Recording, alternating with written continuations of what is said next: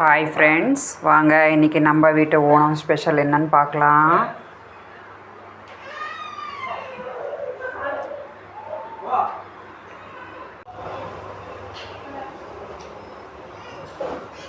Hi friends, welcome to Selvi kitchen. அனைவருக்கும் ஓணம் நல்வாழ்த்துக்கள். வாங்க இன்றைக்கி நம்ம கேரட் கீர் எப்படி செய்கிறதுன்ட்டு பார்க்கலாம். நான் 1/2 கிலோ கேரட் எடுத்திருக்கேங்க.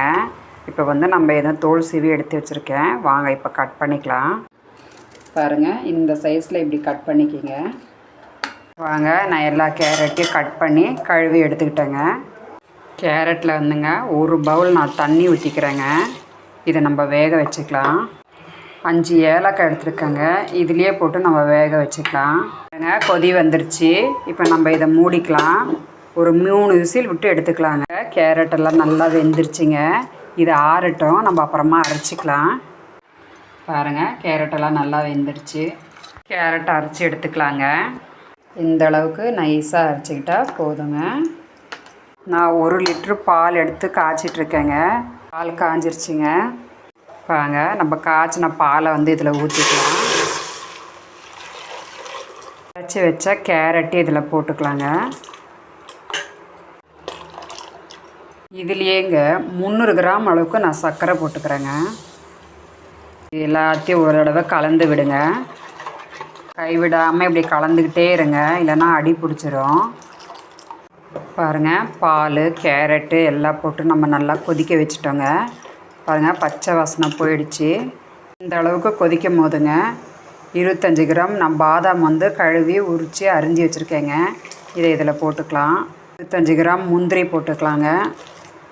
10 கிராம் பூசணி விதை எடுத்துருக்கேங்க, அதையும் போட்டுக்கலாம். இந்த முந்திரி, பாதாம், பூசணி விதை இதெல்லாம் பால்லையே வேகட்டுங்க. நல்லா பாலில் தண்ணி ஊற்றாமல் காய்ச்சுங்க. அப்போ தான் கேரட் கீர் டேஸ்ட்டாக இருக்கும். கேரட் கீர் ரெடி. கேரட் கீர் ரெடி ஆகிடுச்சிங்க. வாங்க, நம்ம வீட்டு ஓணம் ஸ்பெஷல் கேரட் கீர் ரெடி ஆகிடுச்சி. வாங்க சாப்பிட்லாம். வீடியோ உங்களுக்கு பிடிச்சதுன்னா லைக் பண்ணுங்கள், ஷேர் பண்ணுங்கள், சப்ஸ்கிரைப் பண்ணுங்கள். தேங்க்யூ. நம்ம வீட்டு ஓணம் ஸ்பெஷல் கேரட் கீரை நீங்களும் ட்ரை பண்ணி பாருங்கள். வாங்க, இன்றைக்கி நம்ம 1/2 கிலோ பீன்ஸ் எடுத்துருக்கேங்க. பீன்ஸு நம்ம பூண்டு மிளகா தட்டி எப்படி பொரியல் பண்ணுறதுன்ட்டு நம்ம பார்க்கலாம். 8 வரமிளகா, 20 பல் பூண்டுங்க. இது ரெண்டையும் நம்ம மிக்சியில் திருப்பிக்கலாம். நான் பீன்ஸ் எல்லாம் கழுவி வச்சுட்டேங்க. வரமிளகாவும் இந்த மாதிரி குறைன்னு அரைச்சி எடுத்துக்கிட்டேங்க. அடுப்பத்தை வச்சு நான் கடாயை வச்சுட்டேங்க. 4 ஸ்பூன் ஆயில் ஊற்றிட்டேங்க. இப்போ ஆயில் காஞ்சிருச்சு. பூண்டும் வரமிளகாவும் நம்ம திருப்பி வச்சுருக்கோம் இல்லைங்க, அதை இதில் போட்டுக்கலாம். இதை ஒரு வாட்டி நல்லா இப்படி மிக்ஸ் பண்ணிக்கோங்க. இந்த ஸ்டேஜில்ங்க நம்ம பீன்ஸ் இதில் போட்டுக்கலாம். இதை ஒரு தடவை எல்லாத்தையும் கலக்கி விடுங்க. இதிலே 1/2 ஸ்பூன் உப்பு போட்டுக்கலாம். 1/2 ஸ்பூன் மஞ்சள்தூள் போட்டுக்கிறேங்க. இதை ஒரு தடவை எல்லாத்தையும் மிக்ஸ் பண்ணி விடுங்க. இதிலே நம்ம மிக்ஸி கழுவுனா தண்ணி ஊற்றிக்கலாங்க. வாங்க, இதெல்லாம் நான் இப்போ வதக்கி விட்டுட்டேங்க. ஒரு 15 நிமிஷம் இப்போ இதை மூடி வச்சிடலாம். இது வேகட்டும். வாங்க, இதை நம்ம போடுவாங்க. இதெல்லாம் ஒரு வாட்டி திருப்பி விடலாம். பீன்ஸ் வெந்திருக்கான்னு பார்க்கலாம். பாருங்கள், வெந்துருச்சு. இந்த மாதிரி பீன்ஸ் பொரியலுக்குங்க வெங்காயம், தேங்காய் அதெல்லாம் எதுவுமே தேவையில்லைங்க. சிம்பிளாக இந்த மாதிரி பண்ணாலே பாருங்கள், செமையாக இருக்கும். இந்த மாதிரி நீங்களும் செஞ்சு ட்ரை பண்ணி பாருங்கள். 10 நிமிஷங்க நம்ம சிறுதீயிலே இப்படி வச்சு நல்லா வதக்கிக்கலாங்க. அவ்வளோதாங்க, பீன்ஸ் பூண்டு மிளகா தட்டி பொரியல் ரெடி ஆகிடுச்சி. இப்போ நம்ம அடுப்பை ஆஃப் பண்ணிக்கலாம்.